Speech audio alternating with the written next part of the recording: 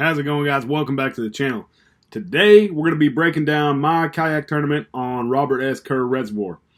Okay, I'm going to be real with y'all. This isn't going to be the most exciting video. There's not going to, if you want to see a lot of fish catches, check out my channel. I've got a ton of videos with a lot of fish catches. Today, we're going to be discussing a really tough tournament where I didn't do that good. And I'm just going to be real with y'all. I debated on whether or not I was going to post this video, but I'm going to. And if you're still here, I'm assuming that you're serious about competitive fishing and, you know, probably competitive kayak fishing, and you want to see the mental side and the highs and lows. So that's what I'm going to show, guys. We had a low today, and we're going to discuss it. We're going to discuss what we did good, what we did bad, what we're going to improve on, and what we learned. So, guys, come along. Watch a couple fish catches. This is probably going to be a short one, but we're going to go through what I learned. So come on.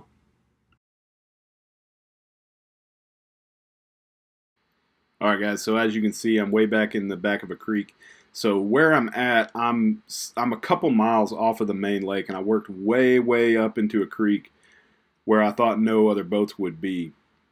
It so happened today that on this reservoir there was an 80-boat bass boat tournament along with our 50-boat kayak tournament. So there's a lot of pressure. So I chose to work way up into this creek where I thought there would be less pressure. It turned out that I ended up being wrong. There was still a lot of pressure up in the creek, and the bass boats were able to get further into the creek than I thought they would. But here we are. So I didn't find out about the 80-boat bass boat tournament going on this reservoir until the night before the tournament happened. So in practice, I found a really good spot where I had a really hot topwater bite going, and I mean it was like really good, and I felt really confident in it. But whenever I found out the night before about the 80-boat bass boat tournament, I chose to come up into this creek. The spot that I had found in practice, I would have to go about 2 to 3 miles to get to in my kayak. And with the bass boat tournament, I knew, and it was kind of an obvious spot, and I knew with me having to go that far, someone in a bass boat would be able to beat me there and fish those fish before I could get there. So I chose to work back into this creek, and I thought that the pattern would replicate because this spot was really similar to what I found in practice. It was just way further back into a creek, but it ended up not being that case, and we still had a lot of pressure up here.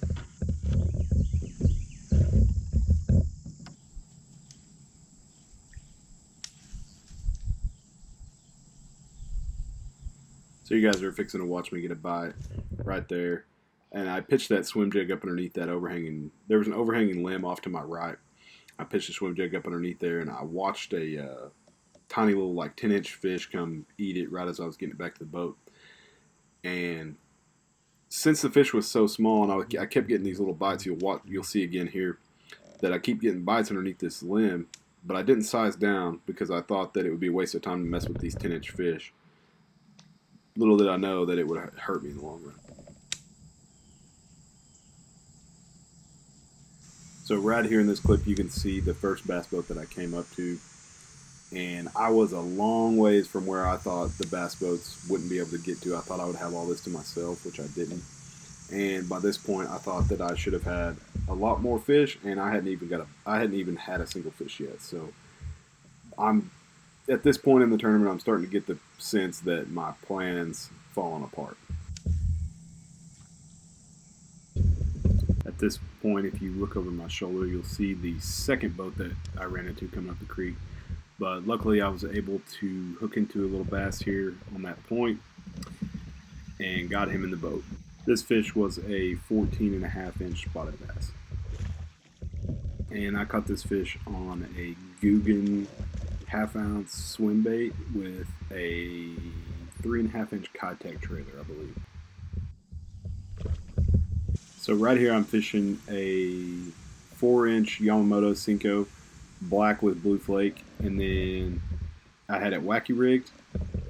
So right there I pitched into a piece of shade that was cast from that overhanging branch, and it was a piece of isolated shade.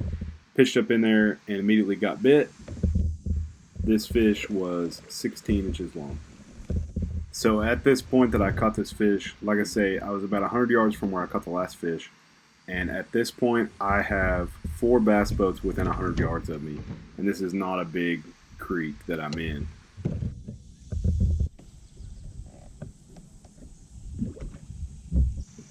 So the last fish I caught was at about 9:15 a.m. And at that point, I knew that if this creek was this crowded with boats, that the main lake would be even worse. And I knew that making a run anywhere would probably be futile and a waste of time. So I decided to stick it out in this creek, and after getting these 2 bites, I thought that I could grind out and get 3 more bites throughout the day. I thought that I had a lot of time to get that done. But as it goes, I was not able to get any other bites. I only measured those 2 fish, unfortunately. So again, to recap this event, obviously super frustrating. Super frustrating to drive so far and put in so much time, and to go in so confident and then get punched in the face like that. But guys, I'm trying to keep it real. This is how it goes. It's a really frustrating sport, especially when you're new like me, trying to get started and trying to learn the ropes. Definitely got our teeth kicked in. I'm super frustrated, super disappointed with this finish. But the good news is that was my worst finish of the year. I ended up 20th place out of 48. And we've got next month, guys. So next month, we're going to focus on being able to fill a limit. That's the goal next month. Because that really hurt me this month, not having that limit, not being able to catch those smaller fish. So I'm able to catch the 15, 16, 14-inch fish. But what won this event was people that were able to catch 10-inch fish with them, which sounds weird that you want to catch little fish, but I've gotta do better about filling that limit. So, anyways, guys, thank y'all for watching. Please hit like and subscribe. I know this was a grinder. If you made it this far, man, I appreciate it. Hope you guys enjoyed the downside to the tournament fishing too.